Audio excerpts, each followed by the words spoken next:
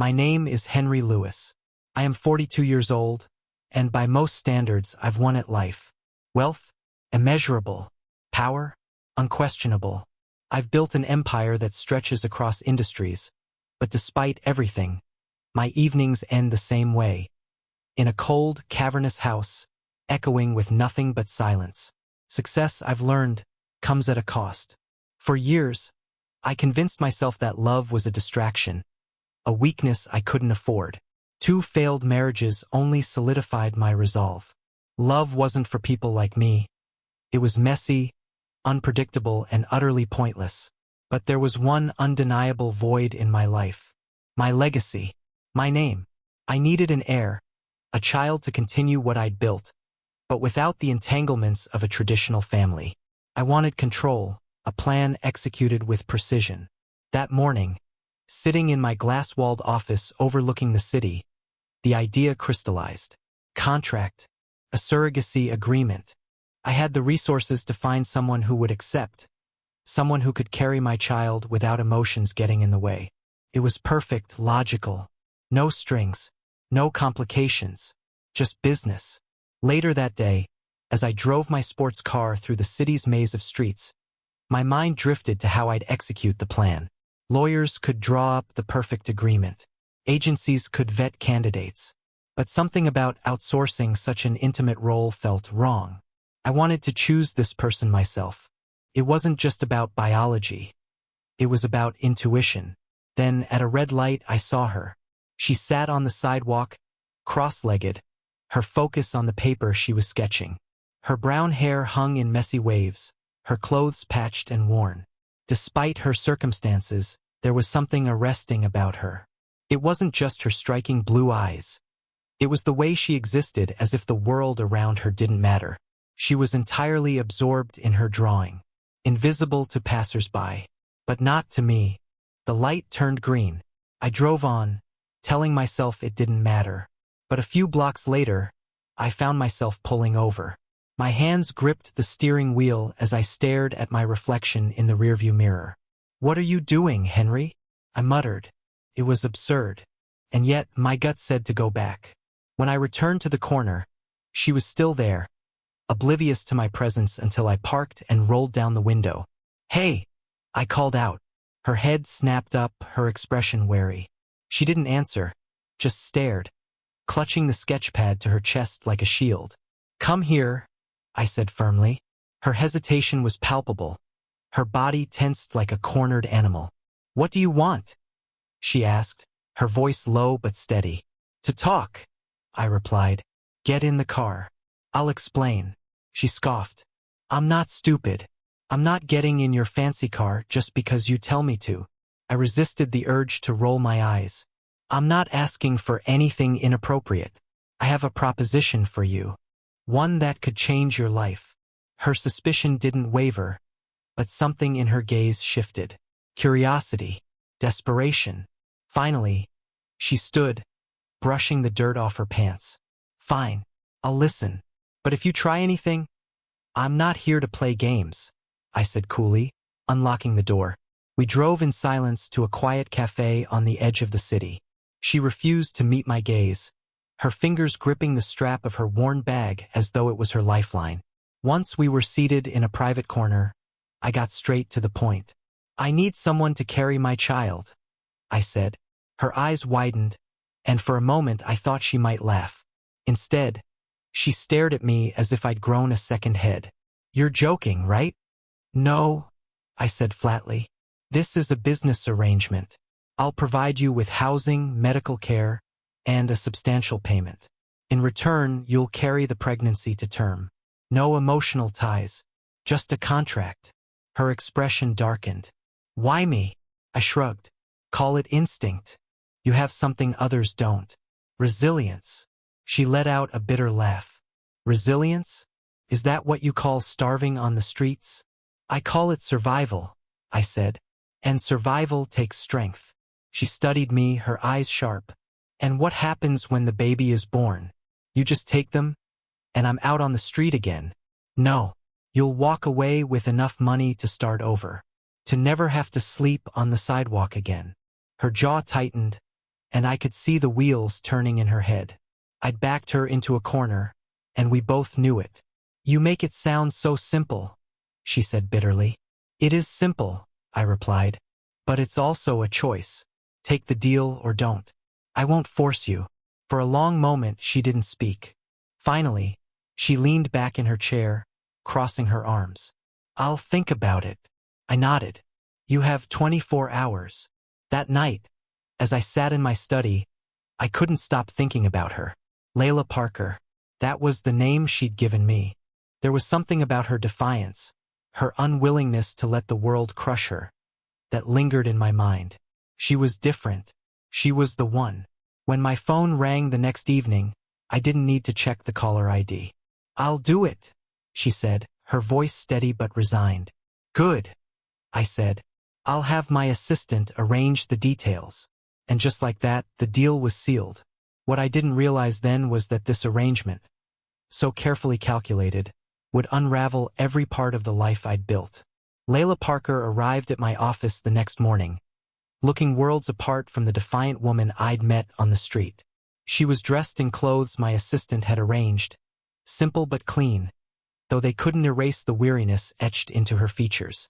Her blue eyes, striking and sharp, scanned the room with a mix of apprehension and determination. "This is where the rich make their deals, huh?" she said as she stepped inside, her voice laced with dry sarcasm. I smirked faintly, gesturing for her to sit. "It's where people like me make things happen." Layla sat down cautiously, her hands gripping the edges of the chair as I slid a thick folder across the desk. "This is the contract. It outlines everything. The terms, your responsibilities, and what you'll receive." She opened the folder, her eyes darting over the dense legal text. "You really thought of everything, didn't you?" "I don't leave room for surprises," I said firmly. "You'll have a private suite in my home, full medical care, and a generous payment once the baby is born. In return, you relinquish all parental rights. There will be no complications, no legal battles. Clean and simple." Her lips tightened, but she didn't look away from the pages. "And that's it? 9 months, and then I'm out of your life forever." "That's the agreement," I said. For a long moment, she stared at the contract, her fingers tracing the edge of the paper. "What happens if I change my mind?" "You won't," I said confidently. "But if you do, you'll forfeit the payment and face legal consequences. This isn't something you can walk away from once you sign." Her gaze snapped up to meet mine, defiant and unflinching. "You're awfully sure of yourself." "I'm sure of my decisions," I replied. She let out a bitter laugh, shaking her head. "This is insane. You do realize that, right?" "Perhaps," I admitted. "But it's a calculated kind of insanity." Layla stared at me, and for the first time, I saw a flicker of something other than distrust in her expression. It was an agreement, not yet, but maybe a grudging understanding. Finally, she reached for the pen. Her hand trembled slightly as she signed her name on the dotted line, sealing the deal. Stephanie, my assistant, escorted Layla to my mansion that afternoon.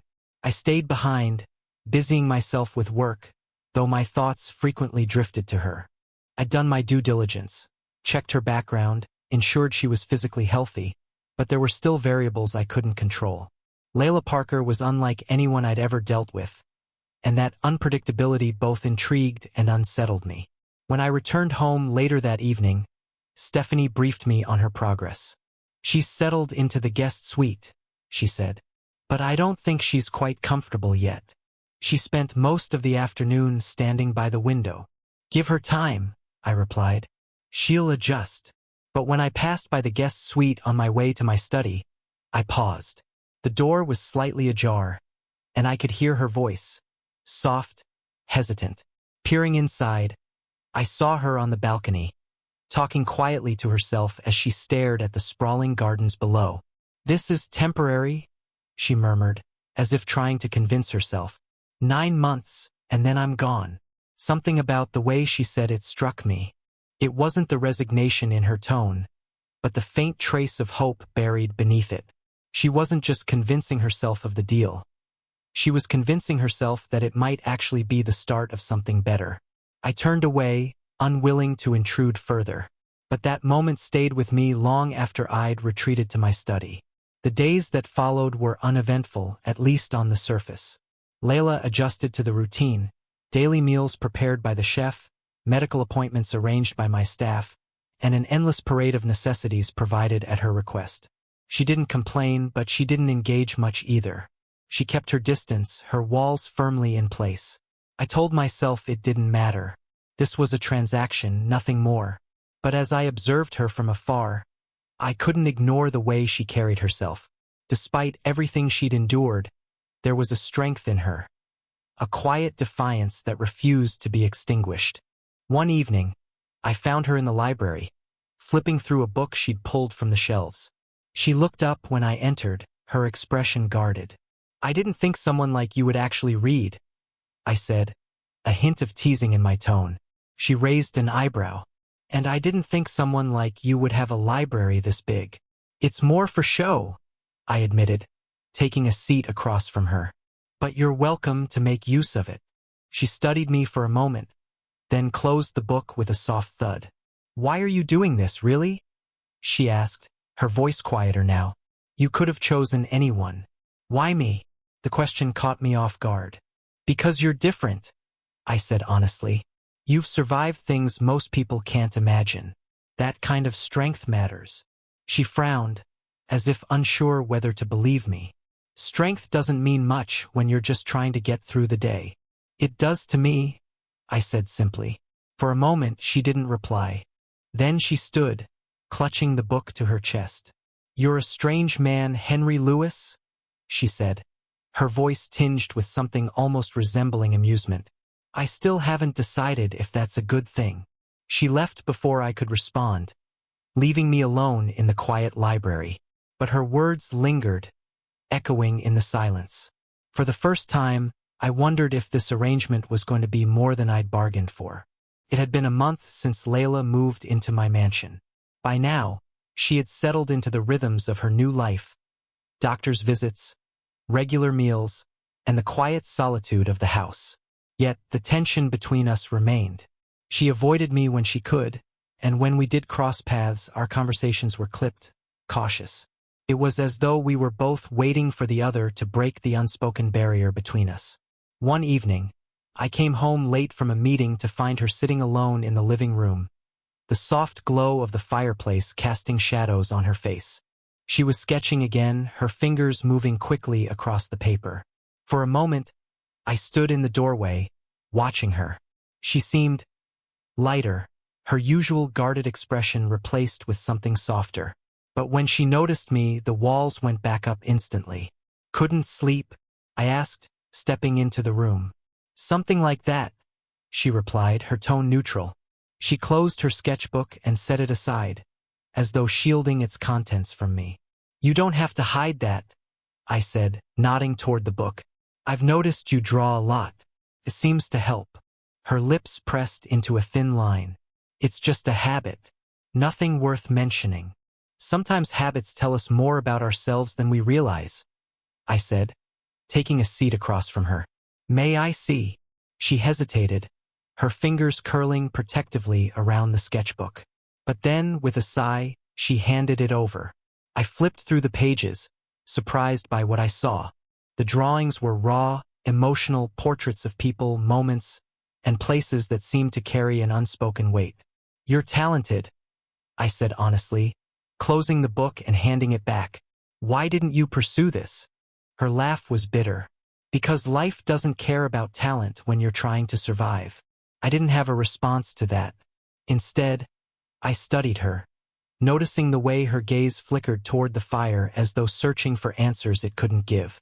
"I know this situation isn't ideal," I said finally, "but I meant what I said before. This is an opportunity for you to start over. And all I have to do is give you a child," she said flatly, her words cutting through the room like a blade. "Yes," I admitted, "but it's not just about that. I'm not asking you to give up who you are. I want you to find yourself again, to see that you're more than just the circumstances you came from." Her expression softened, though her skepticism remained. That's easy for you to say. You've never had to scrape by, wondering if you'll make it to the next day. You're right, I said quietly. But that doesn't mean I don't understand loss. She blinked, caught off guard by my candor. What could someone like you possibly know about loss? I hesitated, the words lingering on the tip of my tongue. It wasn't something I talked about, not to anyone. But for reasons I couldn't explain, I wanted her to understand. I lost my brother when I was 17, I said finally. He was the only family I had left, and when he was gone, I threw myself into work because it was the only thing I could control. Love, relationships. They've only ever reminded me of what I lost. Layla stared at me, her expression unreadable. I didn't know, she said softly. I don't expect you to, I replied. But maybe now you'll see that I'm not as invincible as you think. For a long moment, neither of us spoke. The fire crackled in the silence, its warmth filling the space between us. And then, unexpectedly, she said, I'm sorry about your brother. Thank you, I said, my voice barely above a whisper. Over the next few weeks, something shifted. Layla was still cautious, but there were moments when her guard lowered. We began sharing more quiet conversations, over meals, in passing, or during the evenings when she would sketch by the fire and I would sit nearby, pretending to work. One day, during a routine doctor's appointment, everything changed. The ultrasound technician smiled as she turned the monitor toward us. Congratulations, Mr. Lewis, she said. You're having twins. For a moment I couldn't speak. Twins. The word echoed in my mind, heavy with implications. I glanced at Layla, whose face was a mixture of shock and something else I couldn't quite place. Twins? She whispered, her hand instinctively resting on her stomach. Yes, the technician confirmed. 2 healthy heartbeats. The drive home was quiet. Layla stared out the window, her hand never leaving her stomach. I kept my eyes on the road, though my thoughts were racing. This wasn't part of the plan. I had prepared for 1 child, not 2. And yet, as I replayed the sound of those heartbeats in my mind, I felt a strange sense of awe, a crack in the armor I had built around myself. That evening, I found Layla sitting on the balcony of her suite, her knees drawn to her chest as she gazed at the stars. I knocked softly on the doorframe, and she turned, startled. Do you mind if I join you? I asked. She shook her head, and I stepped outside, the cool night air wrapping around us. For a while, we sat in silence, the city lights twinkling in the distance. I don't know how to feel about this, she admitted finally. Twins. Is overwhelming. I know, I said. It wasn't what I expected either. She looked at me, her eyes searching mine. Do you regret this? No, I said firmly. I don't regret any of it. Her gaze lingered for a moment before she looked away. It's strange, she said softly. I never imagined myself in this position, carrying someone else's children. Living in a house like this feels unreal. I hesitated before responding, my voice low. Maybe it feels unreal because it's the first time in a long time that things are starting to change. For both of us. She didn't reply, but the tension in her shoulders eased slightly. And as we sat there, under the vast expanse of the night sky, I realized that this arrangement, this carefully calculated plan, was becoming something far more complicated than I had ever anticipated. And for the first time in years, I wasn't afraid of that. The revelation of twins altered everything. What had once been a simple business arrangement now felt heavier, more profound. I found myself thinking about them constantly. 2 tiny lives growing inside Layla. For the first time, the concept of heir became more than an abstract idea. Felt real. Too real. Layla, on the other hand, became quieter. She carried herself with the same defiant strength, but I could sense her inner turmoil. The pregnancy was no longer just a means to escape her past. It was shaping her future in ways neither of us had anticipated. One morning, I found her in the garden, kneeling in the soil. She had taken it upon herself to plant flowers in the long-neglected patch near the fountain. Her hands were covered in dirt, her hair loose and wild in the breeze. She looked so different from the guarded woman who had signed my contract weeks ago. "You're getting your hands dirty," I said, approaching her. She glanced up, squinting against the sunlight. "Some of us find it therapeutic."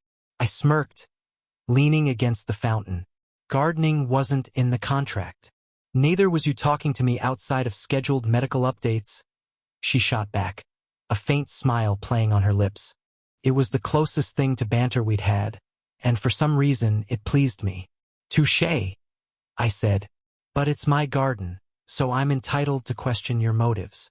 Her smile faded slightly as she turned back to the soil. "I just needed something to do, something that feels normal." The honesty in her voice caught me off guard. "And does it help?" "Sometimes," she admitted. "Sometimes I forget about everything else." I watched her for a moment, my gaze drifting to the slight curve of her stomach. The twins. My twins. It was still strange to think about. "You don't have to do this alone, you know?" She paused, her hands stilling in the dirt. "What do you mean?" "I mean," I hesitated, unsure of how to phrase it. "I'm here, for whatever you need. This arrangement doesn't have to feel so transactional." Her eyes met mine, searching for something. "And why would you care, Henry? This was your plan, wasn't it? No emotions, no ties, just a contract." "Plans change," I said quietly. For the first time, she looked genuinely surprised. "Do they?" "Yes," I replied, my voice firm. "They do." In the following weeks, Layla and I began to spend more time together. It wasn't intentional, at least not at first. She would be reading in the library when I'd walk in with a drink, or I'd find her sketching by the fire while I worked on my laptop. Slowly, the spaces between us started to close. One evening, I found her sitting on the staircase, staring out the grand front windows as the rain poured down outside. She didn't hear me approach, her focus on the storm beyond. "Do you miss it?" I asked, breaking the silence. She turned, startled. "Miss what?" "The life you had before this." Her brows furrowed as she considered the question. "Not really," she said after a pause. "But I miss knowing who I am. Out there, at least I knew what to expect. Here, it's like everything is constantly shifting under my feet." I sat down beside her. The polished wood cool beneath us. "Change is unsettling, but it's also necessary. For someone like you, maybe," she said. "You thrive on control, on planning every detail. But for someone like me, change just feels like losing what little I have left." Her words stung, though I couldn't blame her for thinking that way. "I used to think control was the only way to survive," I admitted. "But now I'm not so sure." She looked at me, genuinely curious. "Why not?" I hesitated, the truth weighing heavy on my chest. "Because for the first time in years, I'm realizing that control doesn't bring happiness. It just brings order. And sometimes, order isn't enough." Her expression softened, and for a brief moment, the distance between us felt almost non-existent. But then she looked away, the walls going back up. "I don't know if I believe that yet," she said softly. "You don't have to," I replied. "Not yet." A week later, we had another ultrasound appointment. This time, I insisted on driving her myself. She didn't argue, though she seemed more subdued than usual. As we sat in the waiting room, I noticed her hands fidgeting in her lap, her anxiety barely concealed. "Are you nervous?" I asked. "A little," she admitted. "It's just, what if something's wrong? What if I'm not doing this right?" "You're doing everything right," I said firmly. "And if something is wrong, we'll deal with it together." She looked at me, her eyes wide with surprise. "Together?" "Yes," I said. "You're not alone in this, Layla." Before she could respond, the nurse called her name. The scan went smoothly, and as the technician pointed out the 2 tiny heartbeats on the screen, I felt a strange, overwhelming sense of awe. These weren't just hypothetical errors anymore. They were real, alive. As we left the clinic, Layla seemed lost in thought. The ride home was quiet, the tension between us thick. But when we pulled into the driveway, she finally spoke. "Why are you doing this, Henry?" she asked, her voice trembling. Why are you suddenly acting like this is more than a contract? I turned off the engine and looked at her, the words forming before I could stop them. Because it is more. Whether we like it or not, it's more. Her breath hitched, and for a moment, I thought she might argue. But instead, she nodded, her expression unreadable. Okay, she said quietly. Let's see where this goes. It wasn't much, but it was a start. And for the first time, I allowed myself to hope that maybe, just maybe, this arrangement could become something more than either of us had ever planned. The twins' ultrasound had shifted something between us. Layla seemed quieter but less guarded, as if she was slowly accepting the reality of our situation. I, too, found myself drawn to her in ways I hadn't anticipated. She wasn't just the woman carrying my children anymore. She was becoming someone I cared about. One evening, I found her in the library again, sketching with an intensity that made the rest of the world seem irrelevant. Without asking, I sat across from her, watching as her pencil brought life to the page. You have a gift, I said. She paused, her hand hovering over the sketchbook. It's just something I do to pass the time. It's more than that, I said firmly. You could do something with it. She looked up, meeting my gaze. Maybe one day. For the first time, there was no sarcasm, no bitterness, just quiet vulnerability. The following day, I decided to do something out of character. I had Stephanie deliver a new set of art supplies to her suite. When Layla found them, she came to my office, holding the box like it was something precious. What's this for? She asked, a hint of suspicion in her voice. To give you something that's yours, I said simply. Something that isn't part of the deal. Her lips parted slightly, as if she wanted to say more, but instead, she nodded. Thank you. It was a small gesture, but it seemed to mean more to her than I expected. And for me, it felt like the first step toward breaking down the walls we had built between us. That night, I couldn't sleep. I found myself wandering to the nursery we had started preparing. The room was still incomplete, but the sight of the cribs brought a strange sense of peace. I stood there for a long time, imagining what life would be like when the twins arrived. Behind me, I heard soft footsteps. Turning, I saw Layla standing in the doorway, her expression unreadable. Couldn't sleep? She asked. Something like that, I replied. I was just thinking. She stepped into the room, her eyes scanning the cribs. It's strange, isn't it? How quickly everything can change. Yes, I said, but sometimes change isn't a bad thing. She looked at me then, her blue eyes searching mine. I hope you're right. For the first time, I believed I was. As the weeks passed, the tension between Layla and me softened into something unspoken but undeniably real.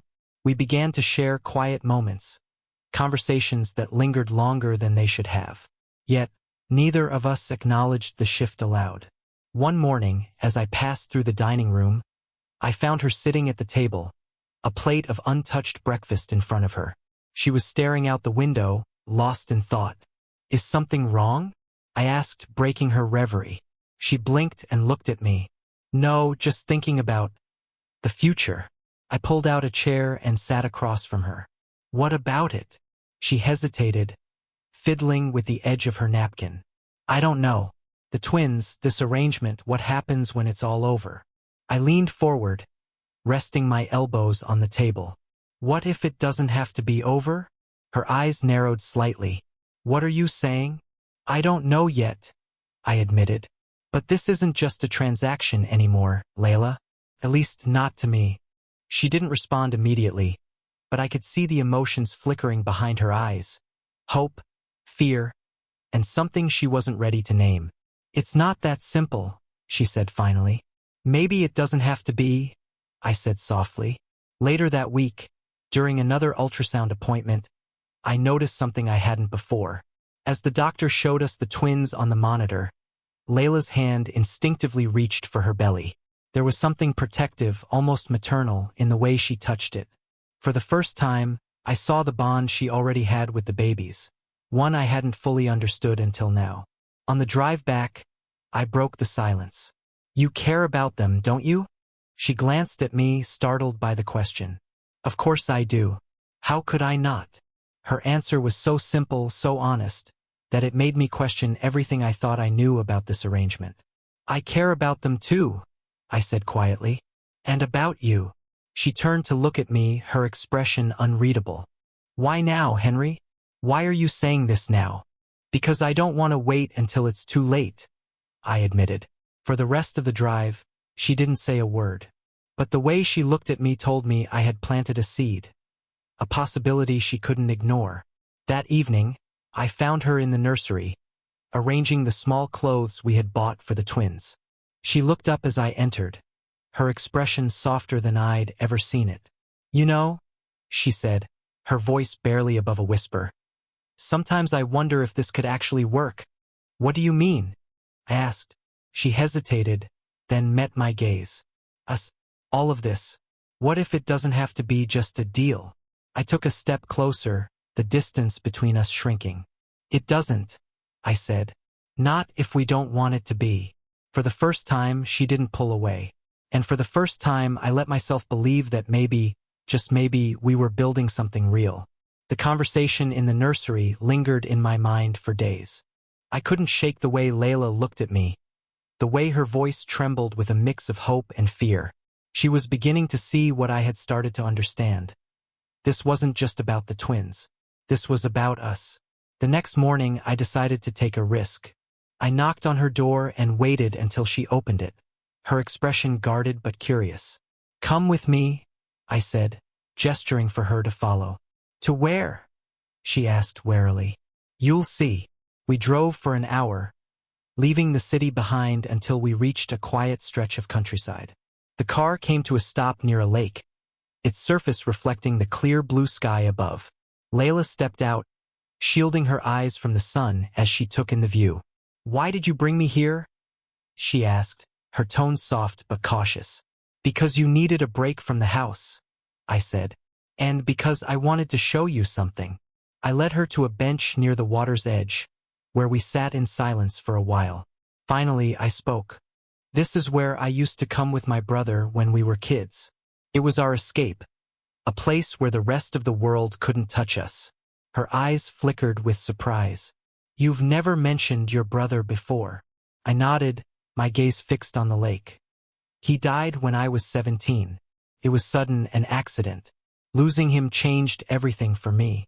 It made me realize how fragile life is, how quickly it can be taken away. That's why I built my life around control, because I thought it would protect me from loss. Layla was silent, her expression unreadable. When she finally spoke, her voice was gentle. You can't control everything, Henry. Life doesn't work that way. I know that now, I admitted, turning to look at her. And you've helped me see that. She blinked, clearly taken aback. Me? Yes, I said. You've shown me that it's okay to let go, to trust someone else.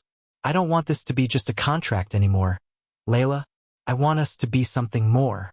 Her breath hitched, and for a moment, I thought she might pull away. But instead, she placed her hand over mine, her touch warm and steady. I'm scared, she admitted. I've been on my own for so long. I don't know how to trust someone like you. I'll prove to you that you can, I said, my voice firm. Whatever it takes, I'll prove it. Over the next few weeks, we began to find a rhythm. Layla still had her walls, but they were starting to come down. I started joining her for meals, taking walks with her in the garden, and spending more time preparing for the twins' arrival. Slowly, the distance between us shrank. One evening, as we were sitting on the balcony, she turned to me and said, Do you ever wonder what kind of father you'll be? The question caught me off guard. All the time, I admitted. I want to be the kind of father they can look up to, the kind I didn't have. She smiled faintly, her gaze drifting to the stars. I think you'll surprise yourself. I reached for her hand, intertwining my fingers with hers. And I think you'll be an amazing mother, Layla, whether or not you believe it yet. She didn't respond, but the way she leaned into me said more than words ever could. That night, for the first time, I felt like we were truly in this together. The night the twins were born was nothing like I had expected. It was chaotic, emotional, and utterly transformative. Layla was rushed to the hospital after her water broke unexpectedly, and I stayed by her side through every agonizing moment. When the first baby cried, I felt my chest tighten with an emotion I couldn't name. And when the second baby followed moments later, the floodgates broke. They were here. My children. Our children. Layla held them first, her exhaustion replaced by a radiant glow as she gazed at the tiny lives in her arms. "They're perfect," she whispered, her voice trembling with emotion. I sat beside her, my heart pounding as I took one of the babies into my arms. The weight of him, so small and fragile, made everything else in the world fade away. "Thank you," I said softly, looking at her. "For everything." Tears filled her eyes, and she smiled through them. "I couldn't have done it without you." Back at the mansion, life changed in ways I hadn't anticipated. The once silent halls were now filled with the cries and laughter of the twins. Layla and I worked as a team, navigating sleepless nights and endless feedings. It wasn't easy, but it was worth every moment. One evening, as we sat in the nursery watching the twins sleep, I reached for her hand. "Layla," I said, my voice steady, "I don't want you to leave." She looked at me, her eyes wide. "Henry, I know this started as a contract," I continued, "but it's become so much more. I love you, Layla. I love the family we've created. And I want us to stay together, not because of the twins, but because of us." Her breath caught, and for a moment, I thought she might pull away. But then, tears filled her eyes, and she nodded. "I love you too, Henry. I've been afraid to say it, but it's true." I pulled her into my arms, holding her tightly as the weight of the moment settled over us. This wasn't the life I had planned, but it was the life I wanted. The life I didn't know I needed. As the months passed, we built something real. A home filled with love, laughter, and the promise of a future we would face together. And for the first time in years, I felt truly alive.